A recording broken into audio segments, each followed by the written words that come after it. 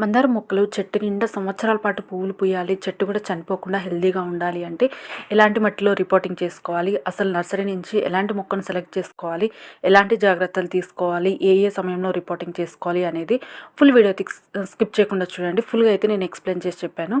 ఇంకొచ్చేయండి, మనం వీడియోలోకి వెళ్ళిపోదాం. హాయ్ అండి, అందరికీ నమస్తే. Welcome to Harika creative ideas.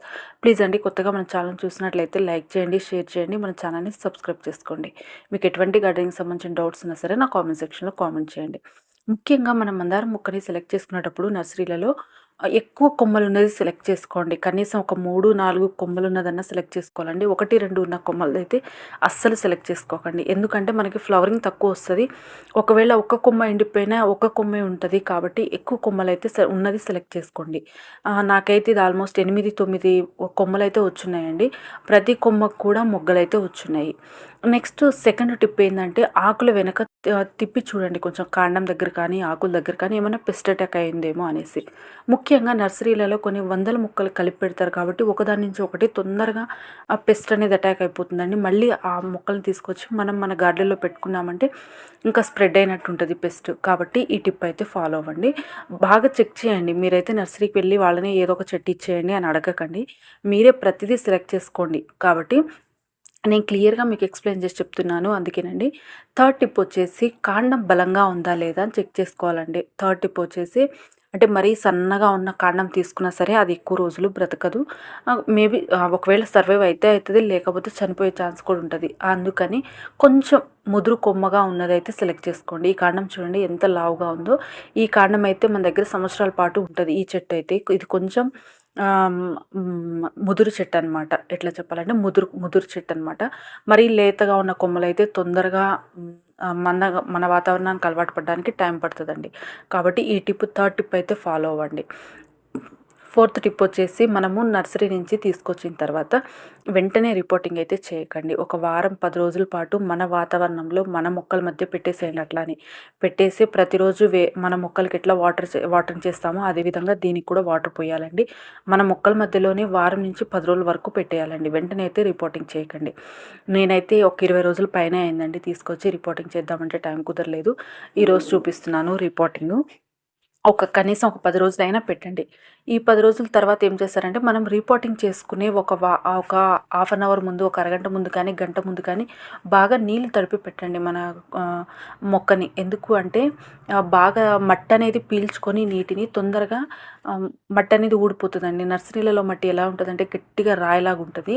అది మనం తీసేటప్పుడు వేర్లు కూడా డ్యామేజ్ అయ్యే ఛాన్స్ ఉంటుంది. కాబట్టి మీరు ఒక అరగంట ముందన్నా గంట ముందన్నా వాటర్ ఇట్లా వేస్తూ ఉండండి. వేస్తూనే కవర్ తీయకుండానే కవర్లోనే ఇలా మనం ప్రెస్ చేస్తూ ఉన్నామంటే వేర్ అనేది విరిగిపోకుండా మట్టి ఈజీగా ఊడిపోతుంది. మీరైతే ఫుల్ వీడియో స్కిప్ చేయకుండా చూడండి, చాలా ఈజీగా అయితే మట్టి వచ్చేస్తుంది. నేనైతే కంటిన్యూగా వాటర్ అయితే ఇస్తూ ఉన్నానండి. ఒక 10-15 మినిట్స్కి ఒకసారి అయితే ఇలా ఇస్తూ కవర్లోంచి తీయకుండానే కవర్లో పెట్టే ఇట్లా లూజ్ చేస్తూ ఉన్నాను. సాయిల్ మొత్తము చాలా తొందరగా ఊడిపోయి వస్తుంది మనకి ఎక్కువ శ్రమ లేకుండా. నెక్స్ట్ వచ్చేసి ఇది రిపోర్టింగ్ కంప్లీట్గా సాయంత్రం సమయంలోనే చేయండి. మార్నింగ్ టైంలో కూడా చేయకండి. ఎందుకంటే కొంచెం రిపోర్టింగ్ చేసుకున్న తర్వాత మనము నర్సరీ నుంచి తీసుకొచ్చిన తర్వాత మట్టిని మొత్తం రిమూవ్ చేసేసి మన ఒట్టి వేళ్ళతోనే పెడుతున్నామండి. మనం అన్ని రకాల పూల మొక్కల్ని ఒక్కొక్క మొక్కని ఒక్కొక్కలా రిపోర్టింగ్ చేసుకోవాలి. అన్ని మొక్కల్ని ఒకే విధంగా రిపోర్టింగ్ చేసుకోకూడదు. మందారం మొక్కనైతే ఈ విధంగానే రిపోర్టింగ్ చేసుకోవాలండి. మీరు ఇంకొకటి గమనించారా, ప్రతి ఒక్క మందారం మొక్కలో ప్లాస్టిక్ బుట్టలు అనేవి ఉంటాయండి. మీకు కాండం దగ్గర కనిపిస్తుంది కదా, ఆ బుట్టలు అయితే కంప్లీట్గా తీసి మనము రిపోర్టింగ్ చేసుకోవాలి. అదే బుట్టలతో మనం రిపోర్టింగ్ చేసుకుంటే మొక్కలు అయితే 1 or 2 years ఉండి చనిపోతాయి.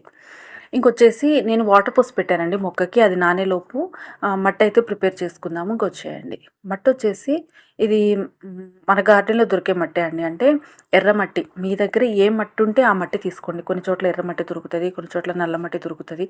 ఏదైనా సరే మట్టి తీసేసుకోండి. దీన్నైతే ఏ మట్టి అయినా సరే మనం తీసుకొచ్చిన తర్వాత 1 నుంచి 2 రోజుల పాటు బాగా ఎండపెట్టేసి మెత్తగా దంచి జల్లించుకోండి. అదేవిధంగా గడ్డలు వేసేయకుండా జల్లించి పెట్టుకోండి. ఎలా జల్లించుకోవాలి ఏంది అనేసి కూడా మన ఛానల్లో వీడియో ఉందండి. ఫుల్ వీడియోనే ఉంది, ఒకసారి చూడండి. మనము ముఖ్యంగా ఏంటంటే మనం కుండీలలో పెంచుతున్నాం కాబట్టి చాలా అంటే జాగ్రత్తలు తీసుకోవాలి.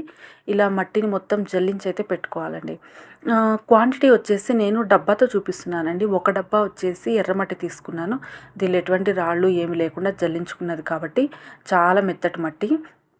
నెక్స్ట్ వచ్చేసి ఒక హాఫ్ డబ్బా మాత్రము ఇసుక తీసుకుంటున్నాను. అంటే ఇంకొక హాఫ్ వచ్చేసి నేను కోకోపిట్ తీసుకుంటున్నాను. మీ దగ్గర కోకోపిట్ లేకపోతే వరిపట్టు ట్రై చేయండి. వరిపట్టు కూడా లేకపోతే చెక్క పొట్టు ఉంటుందండి. చెక్క పొట్టు అయినా ట్రై చేయండి. ఇవేవి లేవు మా దగ్గర అనుకుంటే మాత్రం 1:1 ఇసుక వేసేసేయండి. ఒక వంతు మనము ఎర్రమట్టి వేసాం కదా, ఒక వంతు వచ్చేసి ఇసుక కూడా మెత్తగా జల్లించుకొని ఉండాలండి. కొంచెము వర్షం పడుతుంది కదా, నాకైతే తడిచిపోయింది మా ఇసుక. ఏమి కాదండి, మట్టిలో కలిపేస్తాం కదా. ఏమీ లేదు, వరిపట్టు లేదు, కోకోపీట్ లేదు, ఏది లేదు అనుకుంటే మాత్రం ఒక వంతు ఎర్రమట్టి, ఒక వంతు వచ్చేసి ఇసుక తీసేసుకోండి. ఇది వచ్చేసి కోకోపీట్ తీసుకుంటున్నాను.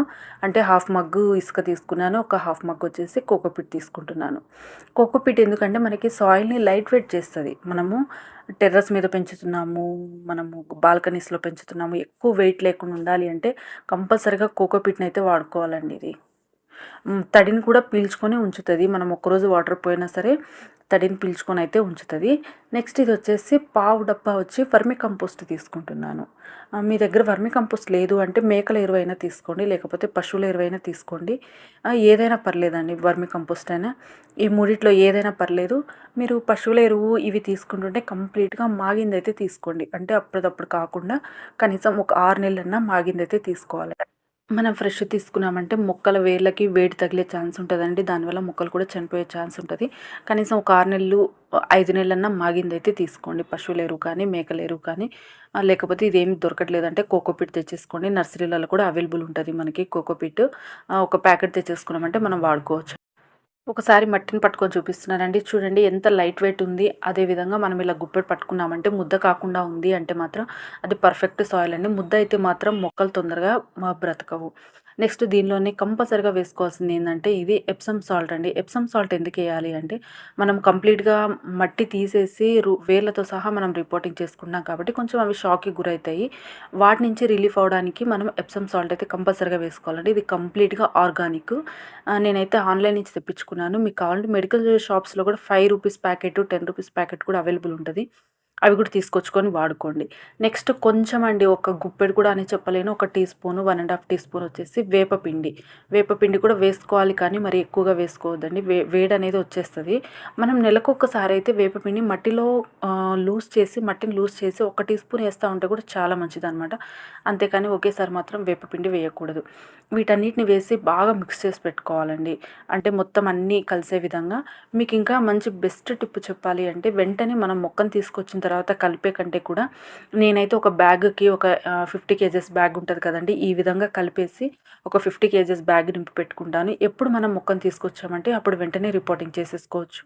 అదేవిధంగా ఇది ఇలా మాగిన మట్టి ఉంటుంది కదా, ఇంకా చాలా మంచిది మన మొక్కలకి. మీరు ఇంకా చాలామంది అడుగుతున్నారు కాబట్టి రిపోర్టింగ్ చూపించమని. ఆల్రెడీ మన ఛానల్లో ఉంది అండి. కొత్తగా జాయిన్ అయ్యే వాళ్ళకి తెలియట్లేదు కదా, వాళ్ళ కోసమని నేను మళ్ళీ రిపోర్టింగ్ చేసి చూపిస్తున్నాను. కాబట్టి మీరు ఒకేసారి ఒక 25 బ్యాగ్కి నింపి పెట్టేసుకున్నారంటే మనం మొక్కను తీసుకొని రాగానే వెంటనే రిపోర్టింగ్ చేసేసుకోవచ్చు. ఇలా మొత్తం కలిపేసుకున్నామండి. ఈ కలిపేసుకునే లోపు నాకు మట్టి కూడా నానిపోయింది, మొత్తం కవర్లో ఉన్న మట్టి కూడా. కవర్ని అయితే నీట్గా కట్ చేసుకున్నాను. మనకి రూట్ అనేది ఎక్కడ కట్ కాకుండా చాలా జాగ్రత్తగా కట్ చేసుకోవాలి. కవర్ని కూడా కట్ చేసుకున్న తర్వాత ఈ కవర్ని తీసేసి రూట్ చూడండి బాగా స్ప్రెడ్ అయిపోయింది. మనకి మొత్తము ఆ కవర్ నిండా మొత్తం రూటే ఉంది. మనం వాటర్లో నానపెట్టడం వల్ల మనకి మట్టి కూడా చాలా తొందరగా వచ్చేస్తుందండి. ఇలా చెట్టు ఇలా పట్టుకొని దులపంగానే మొత్తం మట్టి కూడా ఊడిపోయి వస్తుంది. ఎక్కడ కూడా రూట్ అనేది కట్ కాకూడదండి. ఎందుకు అంటే దీనిలో మదర్ రూట్ అనేది ఉంటుంది. ఆ మదర్ రూట్ కట్ అయిందంటే అది మళ్ళీ కోలుకోవడానికి చాలా టైం పడుతుంది. చిన్న సైడ్ ఉంటుంది చూడండి, ఆ చిన్న వేర్లు కట్ అయినాయి అంటే ఏం కాదు, అవి మళ్ళీ వచ్చేస్తాయి. కానీ మదర్ రూట్ కట్ అయిందంటే మాత్రం అది కొంచెం షాక్లోకి వెళ్ళిపోతుంది. అదొక్కటి జాగ్రత్తగా గుర్తుపెట్టుకోండి. మొత్తం ఇలా పట్టుకొని ఊపంగానే మట్టి మొత్తం రిమూవ్ అయిపోయిందండి. నెక్స్ట్ వచ్చేసి బాస్కెట్ అండి. ఇదైతే చాలా కష్టము తీయాలంటే, అది చాలా గట్టిగా ఉంటుంది. ప్లస్ దాంట్లో నుంచి వేరంతా ఉంటుంది కాబట్టి చాలా జాగ్రత్తగా అయితే కట్ చేయాలండి. నాకైతే చేయి కూడా కట్ అయిపోయింది. మీరైతే చూసి జాగ్రత్తగా కట్ చేసి నిదానంగా అయితే ఆ బాస్కెట్లు తీయండి. ప్రతి ఒక్క మందారం మొక్కకైతే ఉంటుందండి. ఎందుకంటే నేను ఇన్ని మందారం మొక్కలు రిపోర్టింగ్ చేశాను కాబట్టి ప్రతి ఒక్క మొక్కకి ఉంది. మీరైతే కంపల్సరిగా చెక్ చేసుకొని ఈ బుట్ట అనేది తీసే రిపోర్టింగ్ చేసుకోండి. బుట్టతో రిపోర్టింగ్ చేసుకున్నాం అంటే మాత్రం కొన్ని రోజులకి మొక్క అయితే చనిపోయే ఛాన్స్ ఉంటుంది. నేనైతే చాలా జాగ్రత్తగా మొత్తం అయితే కట్ చేసుకున్నానండి. చాలా కష్టం అనిపించింది తీయటానికి. అస్సలు రాలేదు. అంటే రూట్ బాగా స్ప్రెడ్ అయిపోయింది కదా! రూటు బాగా ముదిరిపోయింది. అది కూడా రావడానికి టైం పట్టిందనమాట. చాలా జాగ్రత్తగా అయితే కట్ చేసుకున్నాను. కట్ చేసుకున్న తర్వాత మనము వీటిని మట్టిలోకి రిపోర్టింగ్ చేసేసుకుందామండి. అస్సలు ఉంచకండి. అట్లాంటి ప్లాస్టిక్ బుట్టలు వస్తే కంప్లీట్గా రిమూవ్ చేసేసుకోండి. చూస్తున్నారు కదండి, ఇది నేను మా మందార మొక్కను రిపోర్టింగ్ చేసుకునే డబ్బా చూపిస్తున్నాను. ఇది ఆల్రెడీ నేను యూస్ చేసిన డబ్బానేనండి. దీనిలో వచ్చేసి నేను టమాటో మొక్కలు పెట్టాను. అది ఎండిపోయిన తర్వాత మొత్తం తీసేసి మళ్ళీ వీటికి యూస్ చేసుకుంటున్నాను. మనం పూల మొక్కలు పెట్టేటప్పుడు కంపల్సరిగా ఎక్కువ హోల్స్ పెట్టుకోవాలండి. మీకు వీలైతే పెద్ద హోల్స్ పెట్టేసుకోండి. చిన్న హోల్స్ అయినా సరే డబ్బా నిండా పెట్టేసుకోండి. అంటే మనకి వాటర్ వస్తే అస్సలు నిలబడకూడదండి. ఏ కాలమైనా సరే, వర్షాకాలమైనా ఎండాకాలమైనా ఏ కాలమైనా కుండీలలో వాటర్ అయితే అస్సలు నిలబడకూడదు. కుండీలలో వాటర్ నిలబడితే వేరు కుళ్ళిపోయి మొక్క చనిపోయే ఛాన్స్ ఉంటుంది. కాబట్టి ఈ టిప్ అయితే ఫాలో అవ్వండి.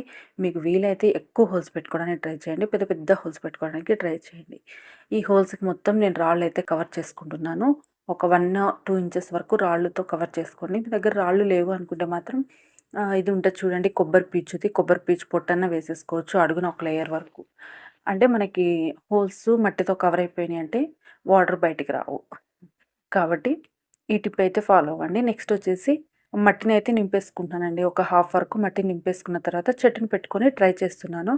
అంటే మనకి టాప్ వచ్చేసి ఒక 1 ఇంచ్ గ్యాప్ ఉంటే సరిపోతుందండి. మరి అంటే మనం డైలీ వాటర్ చేసే కొంది ఆ మట్టి అనేది దిగుతూ ఉంటుంది కొంచెము. ఇది చాలా లైట్ వెయిట్ మట్టి, మెత్తటి మట్టి కాబట్టి కొంచెం కొంచెం దిగుతూ ఉంటుంది. కాబట్టి మీరు ఏం చేస్తారంటే ఒక 1 ఇంచ్ గ్యాప్ ఉంచేసి మిగిలిందంతా మట్టితో నింపేసేసేయండి. చూస్తున్నారు కదా, ఇదే విధంగా మొత్తము నింపేసానండి నేను మొత్తము. ఒక్క 1 ఇంచ్ గ్యాప్ ఉంచండి. మళ్ళీ మనం ఫస్ట్ టైం వాటర్ చేసిన తర్వాత ఇంకొంచెం దిగిపోతుంది కిందకి. కాబట్టి మీరైతే ఫస్ట్ టైం కాబట్టి ఫుల్ అయితే వేసేసుకోండి. వేసుకున్న తర్వాత ఇలా చెట్టుని కొంచెం అదిమి కొంచెం ప్రెస్ చేసుకోండి.